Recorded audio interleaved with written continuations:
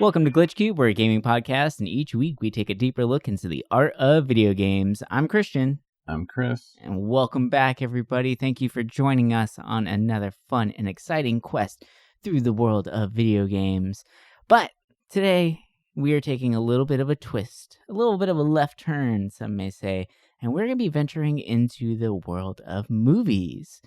Ooh. But, big but. I keep saying but a lot, but here we go. The rear end. The rear end, though, is that... That's so dumb. We're going to be... The Bootius Maximus. Yes. The Maximus is that we will be going over video game movies. Got a couple of them lined up for you. And we all know how amazing video game movies can be. They're just the gems of our world. Yes, Blood Rain, never forget. Oh boy. Or the new Monster Hunter movie? Hell yeah. Oh, I forgot that existed already. Amazing stuff. But unfortunately, we will not be going over those movies today. We found some amazing gems for you to talk about.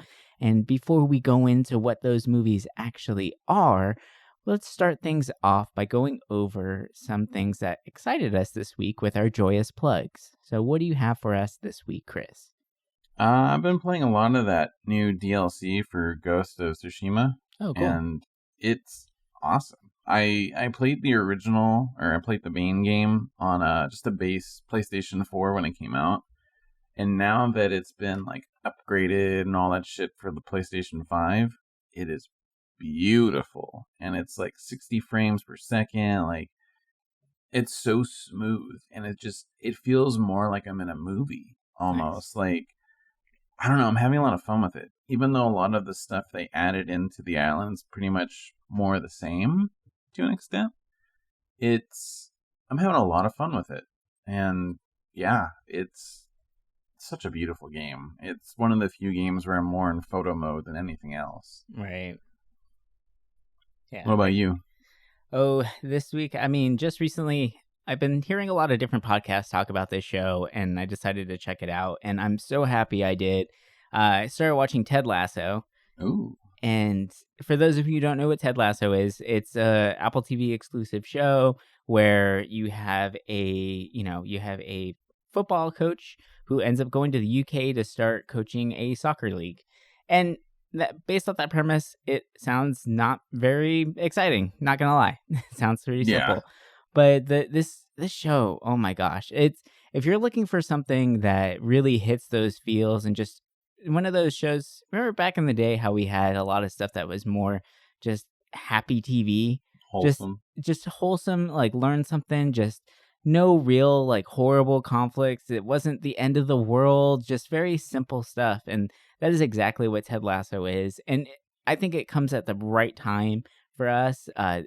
We couldn't ask for something better right now than Ted Lasso, because his character is just so true and genuine, and they do touch on a lot of very serious subjects like divorce and cheating and just ego within the community, and it really hits on a lot of separate things, but it does it in a very lighthearted way, and like I said, in a very wholesome way. So if you guys haven't checked out Ted Lasso and you have an Apple TV subscription, definitely give it a watch. And if you don't have Apple TV, get it. I'm sure there's like a 1 month free trial thing. You can go out there and just binge the hell out of this show real quick and just enjoy some wholesome TV. Yeah, if you have PlayStation Plus, I think they actually give you free like month or 4 months or something like that. So perfect. It's a good way of checking it out. Yeah, there you go. Easy way. And definitely one to check out. Please do. If you need something, I know we all need a little bit of happy in our life right now. So just a little bit. Better luck next time, losers. Eat some fish, buttheads! No! All right, so for today's episode, like we mentioned earlier, we're going to be going over video game movies. Oh boy. And I feel like we picked out a couple, like we could have went the route of picking out like the really horrible ones, right? We could have picked out the Blood Rains. We could have picked out just I mean, any one of the Blood Rains, honestly. Just keep going. Or Or Resident Evil. go with the I Resident don't care Evils. what Like, people say. they, sure, blockbuster hits, but good movies? I don't think so. Like, they're not great. So we went a little different route with it. We decided to pick some of the ones that you might not have heard of. Kind of like I would say these are a couple of the hidden gems in the video game movie genre. So for the first one that we're going to be going over, Double Dragon. Man, Double Dragon, for those of you who don't know, it's a great game. It's a classic beat 'em up game. I would say it's even one of like the first ones, right? That kind of started the whole genre out and got people. Yeah, then like Fatal Fury. Yeah, like these games are really, really fun. And actually, Double Dragon, for those of you who don't know, has actually sparked off a lot of different other series, things like Battletoads or things like that, right? And the main characters of Double Dragon have actually been in about 14 different games, and they're all classic beat 'em up style games. I think they even have a fighter game too out there for if you guys want to check that out too. If beat 'em ups aren't your thing, they do have more of a classic fighting game too. But in 1994, they decided to make a live-action version of Double Dragon, the game. And for those of you, you might be thinking, how the hell are you going to make a beat 'em up into a movie? Well, they did it. And I got to say, I freaking love this movie. It's so bad, it's good. It's 90s all the way, from the bad hair, bad acting, overly cheesy scenes, just purely amazing stuff. You gotta love it. And of course, they did the whole Power Rangers trope in there too, where the main characters are classically in red and blue in the games. And guess what? All their clothes have some sort of red or blue in them as well to distinguish between the two characters. So it's just a really, really cool, yeah, it really brings back a lot of good, like I said, heartwarming feelings and just good nostalgia feels all the way around. But what's your thoughts on the Double Dragon movie, if you watched it, from what you've seen of it? I saw like maybe half of it, and I had to go to bed early, but I liked what I saw. I think out of the movies that we want to talk about, it's probably one of the better ones. Just because, to me, it captures that 80s kung fu action, like fisticuffs action, you know? It surprised me. I went into it thinking it was going to be terrible and lame, like the Street Fighter movie, but it was actually kind of cool. I don't know. I liked it. It definitely surprised me. And I love just how 80s the movie felt. And what's great about this film, too, is while it is goofy, it doesn't take itself too seriously at all. Throughout the whole time, you can tell that the actors are just having fun with this, which is, it's nice. It's a nice little, instead of just trying to make something super serious, they poke fun out of a lot of things here. And it's kind of interesting that they put such a deep story or background to the environment itself. So they're living in New Angeles, which is Los Angeles, right? But they actually, so there was a big earthquake that happened. It ended up flooding all of Los Angeles, which could happen currently. It could. And now they're in this type of like dystopian environment. And the gangs have taken over. They own the night. So there was a truce early on, right after the earthquakes happened, in which the gangs own the night and the cops police during the day, and we leave the gangs alone once the sun goes down. So there's a pretty hard curfew in place right now. And that's, I mean, it's reminiscent of what we're going through now. Like, we keep talking about curfews and all that, and like just chaos in the streets. It's interesting to see that this is going on. And I think the movie's actually set in like 2008, which is really funny. So it's just, the world kind of fell apart in America, so right, it started to, at least. And they actually go into like genetically modifying humans as well, which one of the characters is actually a character from the game franchise too. I believe his name was, it was Abobo. And the sprite for Abobo, he's just a massive pile of meat. Like, he's just a big fucking dude, right? And actually in the movie, Abobo is exactly that. They use practical graphics because time frame, right? But it looks surprisingly good. And it really reminds me of that movie. What was it called? Have you seen Freak Show? I have not. Okay. So for those of you who haven't seen Freak Show, definitely give that one a watch too. Because it is a trip, and you might not notice it, but Keanu Reeves does have a cameo in this movie called Freak Show, where he's a werewolf milkman.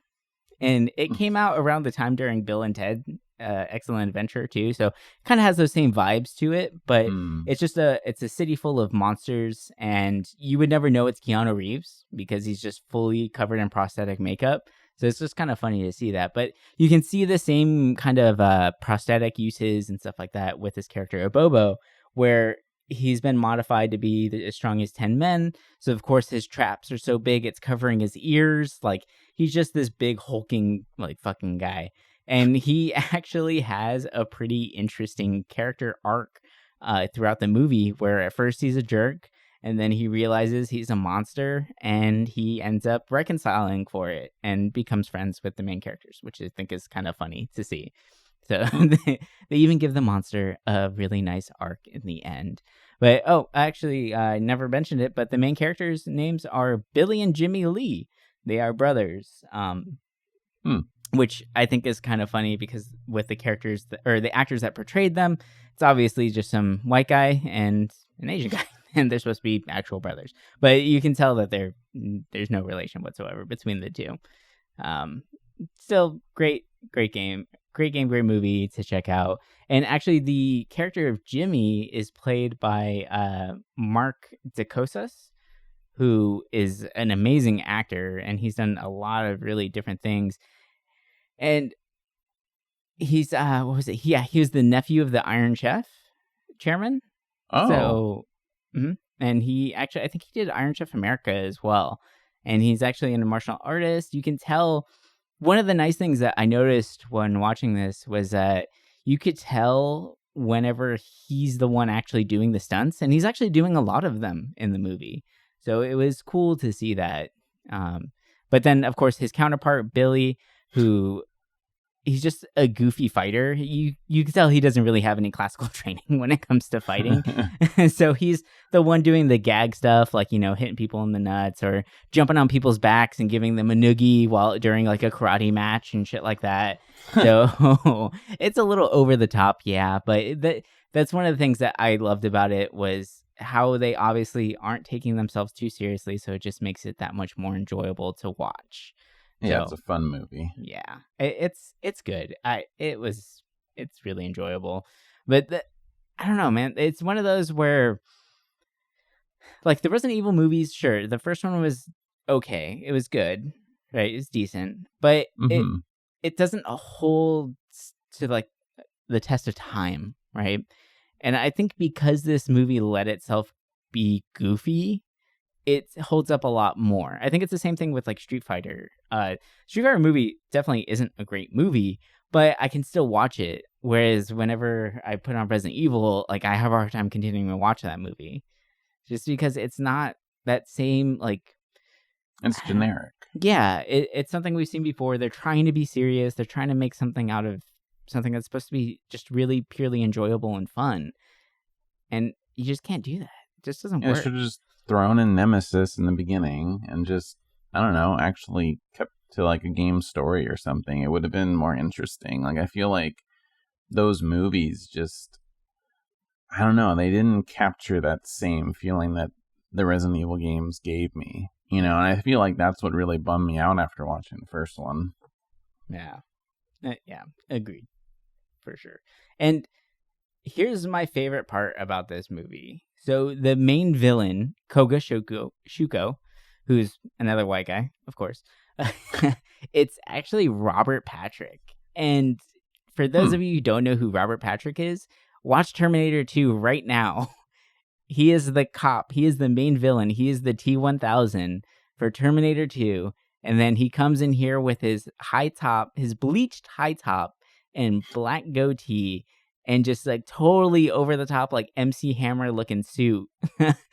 And it's great to see him as a villain, like an overly cheesy villain. So, I Oh, mean, yeah. this guy's got range for sure. But, some other shout outs to people who are actually in this movie. You got Vanna White from Jeopardy. Really? Yeah, she's in there. She's the weather lady, I believe. Or no, she's not the weather lady. She's one of the anchors that they keep showing on the news channel. And another surprising person that's in this movie is Andy Dick. Andy Dick, Really? yeah, he's actually another one of the newscasters that's just playing in the background. And I do really like what they did with this. I think it's really smart. And I think a lot of other movies should kind of take from this idea, which sounds weird that it's like, oh yeah, steal from Double Dragon. They did something interesting.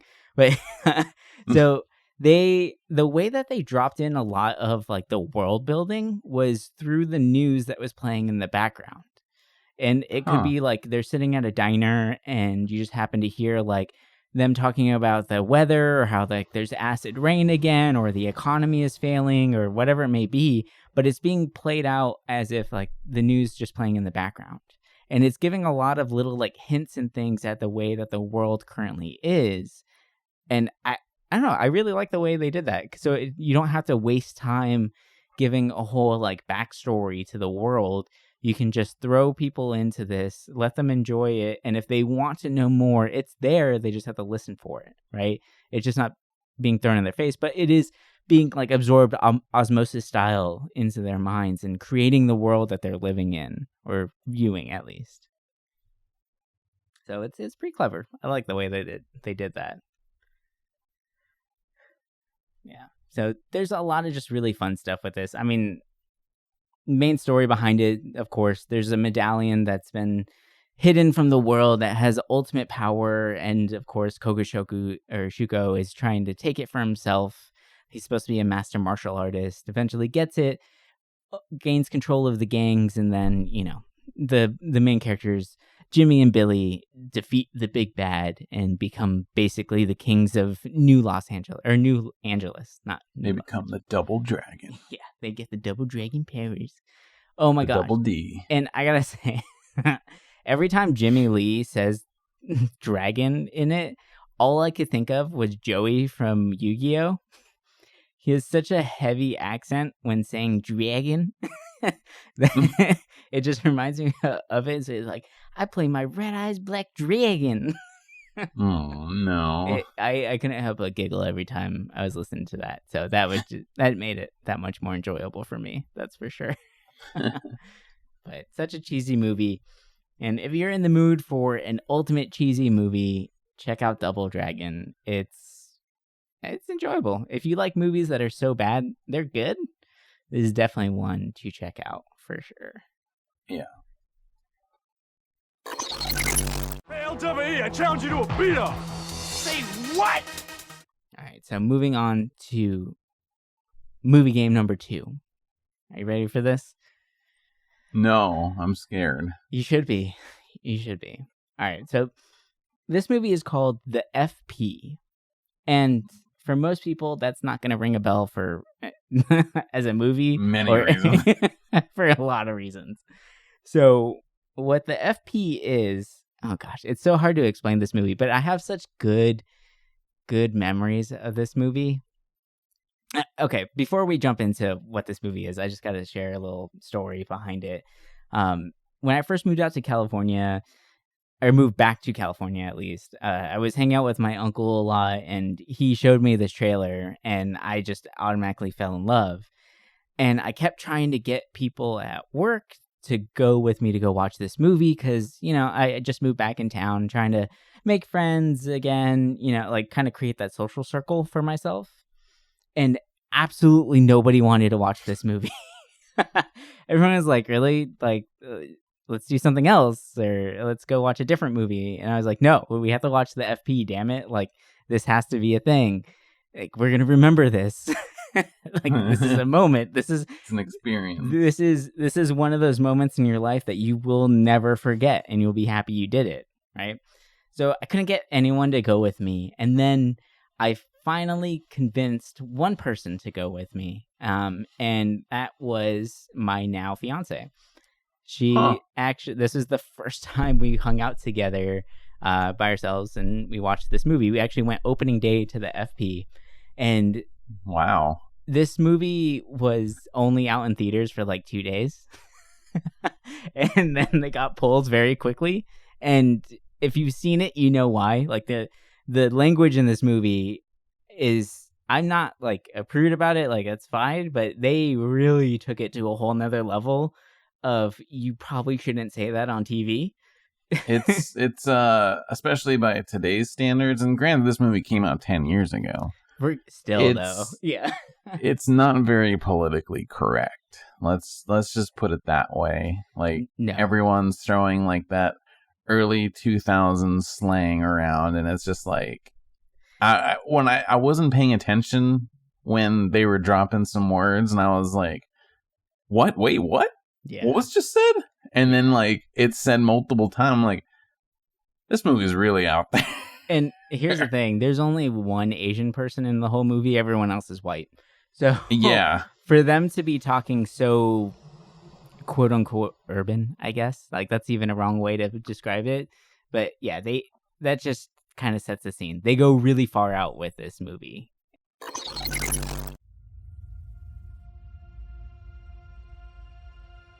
You find yourself staring down the mouth of a dark cave, hearing the low rumble of something large inside. This is it. Everything you have been fighting for lies just within this cave. Hey man, what's the matter? This is your big ending fight scene. Yeah, sorry about that. I've just been so tired today. Feels like I've been hit with like 2 points of exhaustion. Ugh. You know what? I have just this thing to get you back into the adventuring spirit. Really? Of course. I have a delicious roast from Geek Grind Coffee. Huh. That sounds pretty cool. What kind of brews do they have? They have blends like Dragon's Roast, Dwarven Dawn, Wizard's Mist, and so much more. They have even one celebrating Jim Henson's The Labyrinth, the Goblin King's Elixir. Whoa, those sound awesome. I'm waking up just hearing about them. Is there an easy way for me to pick up some? I got you. For the fans of our show, if you visit geekgrindcoffee.com right now and enter the promo code GLITCH at the checkout, you will get 20% off your order. Whoa, that's great. So you're saying if I go to geekgrindcoffee.com right now and enter the promo code GLITCH at checkout, I'll get 20% off my order? That's amazing. That's right-yo. All right, I'm ready for this adventure. Bring it on. Hey, that's a natural 20. Just like the discount you can get when entering the promo code GLITCH at geekgrindcoffee.com. Level up your morning with Geek Grind Coffee.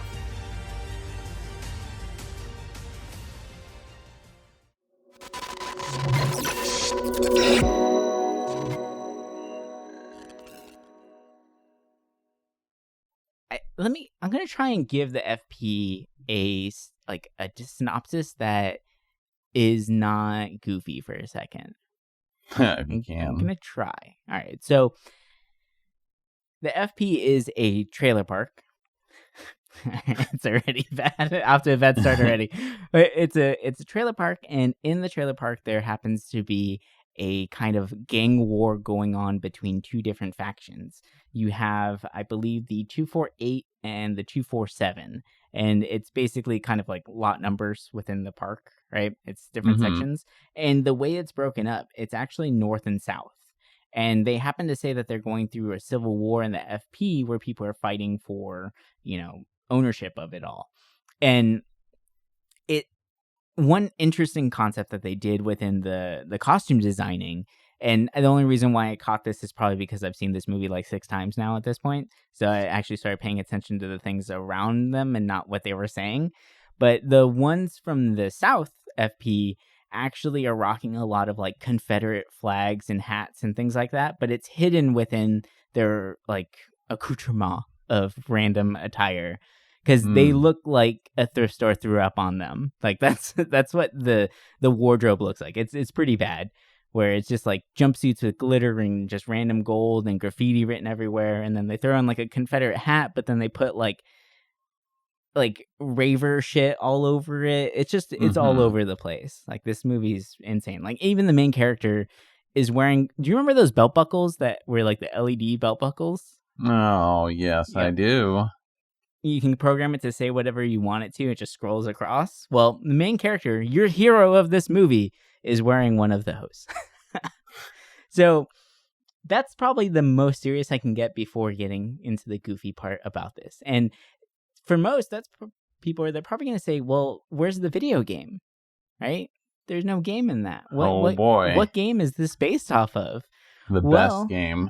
In here, actually, for legal reasons, the game that they're playing in the FP to solve all of their gang wars, all of their fighting is done through beat revelation. Or for people who do, for us, it's Dance Dance Revolution. So this is a DDR trailer trash gang warfare movie. It's a lot, but I absolutely love and adore this movie. And I recommend everybody to watch this because it's just so outlandish and insane. So some of the things that they do happen to say in it and are, like we mentioned, they're really, really out there. There's an acronym that they keep throwing out in the movie, and I feel like they kind of did it in response to realizing they can't say this word, being a bunch of white people. But I'll just give you what the acronym stands for. I'm not going to say what it is, so you guys can fill in the blanks. But the acronym that they keep calling each other, it stands for not ignorant of getting goals accomplished. Oh my God. So that just kind of shows you some of the fantastic chef's kiss writing that they put into this movie, because it is just insane. But the main... That's like the worst excuse. Like, what the fuck? It's so bad. It's so bad. But like I said, so bad they're good, right? That's kind of what these movies are. Yeah, it's like the perfect movie to eat an edible and just like watch. Oh my God. Like, watch this movie stoned as fuck. You'll love it. You will love every second of it. So at one point, the movie opens up, because I guarantee, regardless, nobody's going to watch this damn movie. So I'm not afraid of spoilers. I don't care. But you have your main character. His name is Jatro, right? And his big brother's name is Betro. Go figure. Real clever there. They never give their real names because who needs them? They are... It's the future. You don't have names. Yeah, this is who they are. They're Jatro and Betro. So Betro is the leader of the 287, and he's going out, and it opens up with him doing a beat battle with LWE. Sorry, there's no double there. It's Dubba. LWE, who is basically the bad guy in the movie. He's the main antagonist. So Betro is going up against him in this battle, which it's called a beat off, y'all. So just makes it even better. While they're dancing their hearts out, Betro actually gets 187 on the pad and dies while playing DDR. So it's just insane. It's just dumb. But then Jatro ends up, going out and getting a real job and leaving the FP behind him and trying to live a normal life. When all of a sudden, Casey comes out, his basic like hype boy for the whole movie, finds him and drags him back to the FP because there's something wrong there and everything is falling apart. And Jatro's the chosen one, the only one that can solve their problems. Now, their problem, when I heard this in the theater, I was dying. Oh, and granted, when we went to the theaters, I do have to say that there were a total of 3 people in the theater on opening day. It was me, my now fiance, and one random ass dude sitting in front of us. And the guy walked out halfway through the movie. I believe it. So the main premise for this movie, or the main issue, the problem that they're trying to solve, oh boy, it's so just fucking stupid that I love it. Because it's one of those where you can tell that they were high as hell when they came up with this idea. They're like, we need something, I don't know, man. Like, what if, okay, the main bad guy, let's just say that he owns the local liquor store. He gets to say who is able to buy booze. All right, so there's no more booze. What do the alcoholics turn to? Okay, now they're all doing meth. All right, so what happens when there's no more drunks in the town? There's no more drunks, so there's no one else hanging out by the lake, and there's no one to feed the ducks. And now there's no more ducks in the FP. Now, if that just sounds completely batshit crazy to you and it makes no sense, well, guess what? That's the main problem that J-Tro is there to fix. You gotta think about the ducks, man. This whole movie, the mighty ducks. This whole movie is for the ducks. The whole thing is to bring alcohol back to the FP so all the alcoholics don't keep turning to meth, and then they can have drunks to go to the park and feed the ducks. Oh my god. So J-Tro comes back, right? And he ends up going through a full-on Luke Skywalker style fucking training montage with his it's basically Yoda that ends up training him. But Yoda's name is BLT in this movie. And he teaches him how to be a better beat revelation dancer or fighter or whatever, leader. Okay. So they just go through this whole crazy ordeal of him and like total like Rocky montage style of him training, where he's lifting weights and jumping across rocks on a river and running up a hill. And then, of course, he gets faster than the one that's training him. And then he goes and, basically saves the FP from LWE and gets alcohol back to the community so that his girlfriend can now get booze for her alcoholic father. So he's not, alcoholic cross-dressing father. Sorry. So he doesn't beat her anymore, and he doesn't turn to drugs, and then now the ducks come back. So Jesus Christ. It's a lot, man. This movie is just a complete mindfuck, and I think that's what I really enjoyed about it. And favorite thing in the movie, or at least not favorite thing, but I think one of the funniest things in this movie is traditionally in movies, they, at the end, the protagonist and his girlfriend, they share like the final kiss at sunset, right? Like they totally set that scene up where they go back to the lake after the big fight and everything's gonna be good. They're hugging each other, everybody wins. Final kiss as the camera pans out. Well, she stops him from kissing her, and then she continues to drop down to her knees, and then the camera starts to pan out. And that is the end of the FP. Why did I expect something different? Right? That's what I kept thinking the whole time. I was like, you know what? Yep, that's exactly how this movie had to end. Because it is just so fucking stupid. But if you guys... I was so confused with this movie because when I booted it up, I thought the main character was pro Jared. And what that, like, I thought they were going for like the Escape from New York look with the character, and I'm like, oh, that's a cool homage. Yeah, he looks just like Snake Plissken, or whatever, right? Yeah, he does. That's why I was confused. I'm like, oh, they're just copying. And then those stupid boots, like, how do you dance in those stupid? Oh, God, this movie. Oh man. And I feel like I'm gonna flood our Instagram feed with a bunch of screenshots from this movie. So don't worry, guys. You'll see. And I recommend you watch it. It's on Hulu. You can watch it right now. It's fine. It's cool. I really don't understand how it's on Hulu. I don't know either. But what I don't understand even more is that there's a sequel to this movie called Beats of Rage. Oh, hell yeah, dude. I haven't seen that yet, but I'm gonna watch it. I'm gonna watch that fucking movie. And apparently there's a third movie that's already finished. They just haven't released it.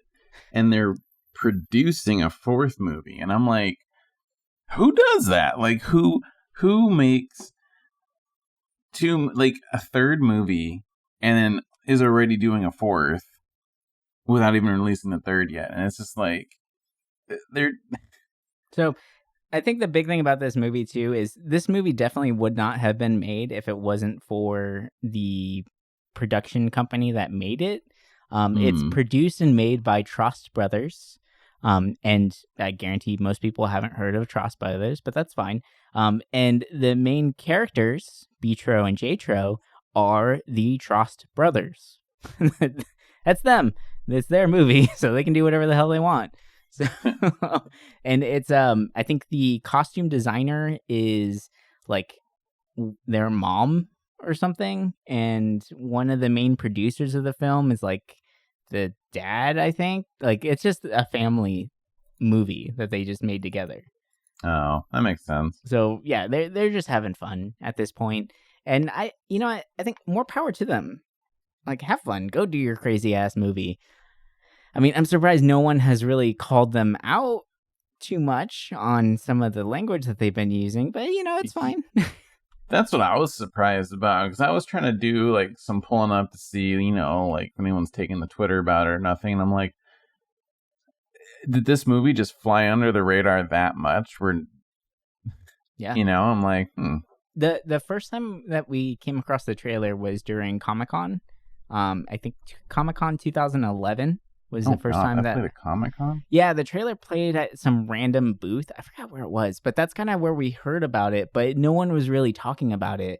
And then after that, they just stopped showing the trailer. Like, it just wasn't around. The only way you could find it is if you Googled it on YouTube or whatever it was, right? Like, you had to search for this trailer. And then when it came out, I was so shocked that it was coming out in theaters. It was insane to think about, because no one knows about this movie. And it's a fucking DDR movie. Come on. So, of course, I had to go see it in theaters. I mean, how could you not? I don't know, man. The hype was there, and I was so happy to go watch this movie.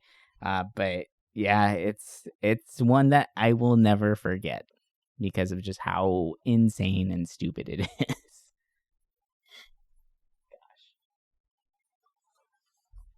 So, I did some thinking, and that's dangerous. It is. And I was thinking of like, what are some other good game movies, right? Or movies that have games, since you brought up DDR. Yeah. And I briefly talked about this movie on, oh my God, I think it was like one of the first episodes we did. Mm-hmm. This movie came out in 2007. And it's considered a buddy drama, which I've never heard of that style of drama, but apparently there's a whole genre of movies out there that it's just two people that work together to make their life better or something like that. But anyway. Like a buddy cop, but not? Yeah. Okay. Yeah, we'll go with that. All right. But, so this movie stars Adam Sandler, and I know, but it's a serious movie, so that's when he's actually a good actor. Click. And no, I'm just kidding. Grown-ups, yeah. And Don Cheadle. Very interesting combination between the two. Weird. But movie's called Reign Over Me. Oh, yeah. And I worked at the movie theater around the time it came out. And I was like, a lot of times on my lunch break, I would just sit in the movie and just watch, Mm-hmm. And I sat in this one because it was kind of popular. A lot of people were watching it, and I was like, I'll see what it is. I need something that's not like action. And it's basically about Adam Sandler. It's a movie that takes place after 9/11. So the towers fell. And Sandler's like wife and daughters passed away. Mm-hmm. And the movie basically follows him, in his depression. And he went from being, clean cut, normal life to just being long hair, always has headphones on, just, secluded from the world. Right. He's shutting everyone out. Yeah. Yeah.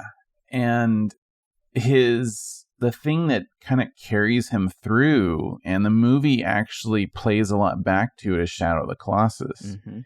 And they basically show it as like the journey in that game is like him coming out of his depression. Like, his thoughts, his emotions are the Colossus. And, he even brings it up in like his conversations with his friend, mm-hmm. who's Don Cheadle. And he seems to have a successful life, but he's actually really depressed too. And so these two they were old friends, and Cheadle was surprised by Sandler's long hair and how unwell he was doing. And they both kind of compliment each other and try to get each other's life back on track by, jumping stories and stuff.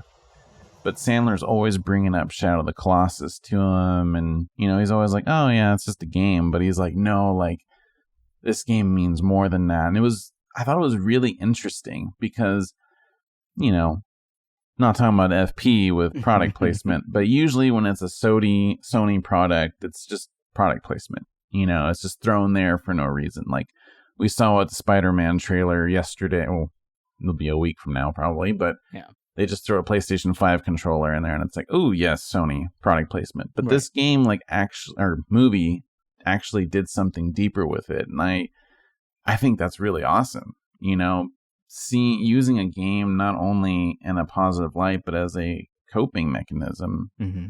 It was really cool. I was really surprised by it when I saw it on my lunch break. I'm like, oh, now I want to watch the whole movie. And it was actually good. And that was the movie that made me realize Adam Sandler can be good, like in a serious role. Yeah. I mean, the last movie I saw of him was Uncut Gems, which at first I hated it, but then I realized what it was trying to do, and I was like, oh, this is actually pretty good for what it was setting itself out to do. I haven't seen that one. It's just, there's no rest. Like, it's just nonstop something going on. Like, I'm not usually into those kind of movies sometimes because I just like to chill, but it was good in that sense that there's always something ramping up. Mm.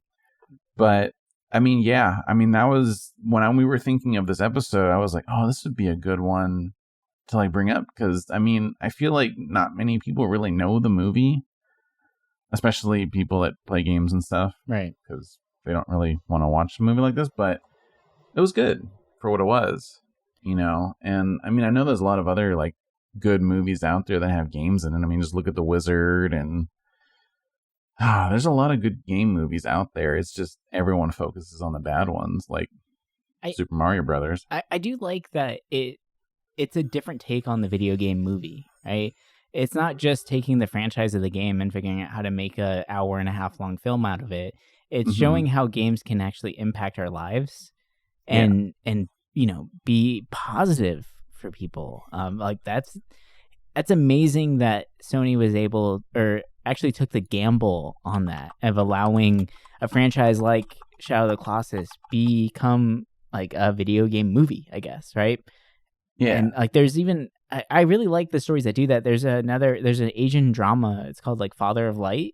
I was just going to talk about that. Yeah, I love that show. And I love the fact that it's not just a gaming movie or show. It's taking what you can learn from these games and incorporating them into life. And I think that's bringing more of like maturity to the gaming community. And just like I said, just showing how much that they can actually help people. But yeah, go ahead, let people know what Father of Light is. As a big fan of Final Fantasy XIV, it's the game of choice in Father of Light or Dad of Light. And basically it's a Japanese film, and the father is working hard. He's always working. He doesn't really pay attention much to his family. And he has a teenage son. I think he's teenage. Mm-hmm. But it's an older son, that knows what's going on. But he's really distant with his family. And, his son resents him for it. Like, they don't talk. Well, the father retires and wants to rekindle his relationship with his son, and he realizes his son's really, I don't want to say addicted, but really into Final Fantasy XIV. Mm-hmm. And the father at first is like, well, what's that? Like, it's just a game. And his son says, oh, well, it's more than that. You get to do more. So his father picks it up and actually ends up really loving it. And he actually hangs out with his son in game. And through that, they're able to share experiences, and they take that kindling in real life and they bond. And it's a really like heartwarming story. It's different. You don't see that kind of stuff. Even just like a whole like rekindling with a family, like you don't really see that too often in movies. They always focus on like the bad, but this show was just, I don't know, it was powerful for what it was. I wasn't expecting it to hit it deep as it did. Yeah. It's such a nice message to send and just kind of boost the gaming community in general. And yeah, it's definitely one to check out. It's not it's serious, but it does it in the right way. Yeah. And it takes games to like a whole nother level. Just beautiful stuff. And it's on Netflix too, still, I think. Yeah, I think it's a anyone's Netflix interested. exclusive, isn't it? Or wasn't there produced by Netflix? It said it was on TBS. Oh, okay. And then it was released on Netflix in 2017. Nice. Yeah, that's definitely a great one to check out. And we poke a lot of fun at these video game movies because most of them are frankly just bad. Like most of them suck. But lately we've been having kind of a resurgence in that when we're looking at things like the Castlevania show, right? It's a great show based on a game. Or talking about, Reign Over Me or, Dad of Light. And like there's ways to do it properly. Or even the Witcher show. Like that's really popular. I haven't checked it out yet, but I've heard it's very good. Dude, you need to watch it. It's good. The new season's coming out in a few months. So I think it's about that time I should pick it up so I can catch up with that season. There's actually a lot of game stuff happening. I know they're making one, I think, for Assassin's Creed and that'd be interesting. Splinter Cell. Like all these old franchises are getting shows. It's crazy time to be around. Yeah. And it's nice to see this new adaptations where it's being taken more seriously, where it doesn't just have to be a cheesy like B movie or like a bad kung fu movie, right? Like it can be something more. It can really help us out and just be like a real movie or a real show, right? It doesn't have to be a joke anymore. And it's just nice to see. It's the same resurgence that we saw with the comic book movies, with the Marvel franchises, kind of revamping those. Now we're seeing it with the game franchises where they're starting to be taken more seriously. And it's nice. It's really refreshing to see this stuff. And I think that's the big reason why we really wanted to do this episode was to kind of shed light on that. Yeah, but there are some really dumb movies out there like the FP. Like that's just a fucking stupid movie. Yeah. But it's fun. It's entertaining. And I think we had to get that stuff out of our system to then start showing that like these can portray like deeper messages, right? Like, for how bad the FP was, it did shed light on, like domestic abuse and like toxic relationships and things like that. And like dealing with grief. Like if you really dissect it, it does have all of those aspects in it, but it's hidden in this shroud that video game movies need to be goofy. Right. And so it almost started to like kind of pave the way. Same thing with Double Dragon. Double Dragon started dealing with crazy pollution and like, riots in the streets and corrupt government and all that stuff. And like even talking about pollution, like literally the water that they were drinking or cleaning their stuff with, the main like river throughout now New Angeles lights on fire. And that's something we're seeing today. Like that's just a real thing that we have to deal with.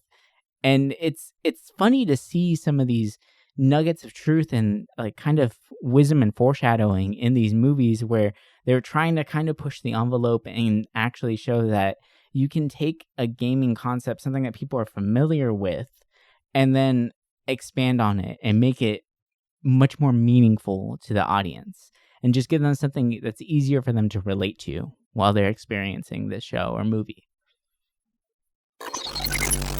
That's going to do it for us this week. Thank you guys so much for listening in. We hope you enjoyed our little talk about some video game movies, the bad and the good, right? And the really, really bad. But I hope you guys had a lot of fun here. And please, a little call to action for you guys. Make sure to rate and review us on Apple Podcasts specifically. Basically on any podcatcher that you're listening on. That really, really does help.